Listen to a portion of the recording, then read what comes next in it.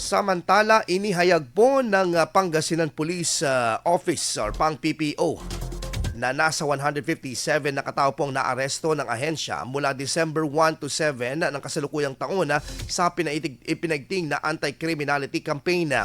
Sa nasabing bilang, 31 drug personalities ang naaresto sa 31 drug operation ng otoridad. Aabot po sa 102 na gramo ang hininalang syabong nagkakahalaga po ng street value na 695,000 pesos ang nasamsam sa mga ito. 4 na katao rin ang naaresto sa kampanya kontra loose firearms at 90 naman ang mga wanted person ang nahuli matapos silbihan ng arrest warrant.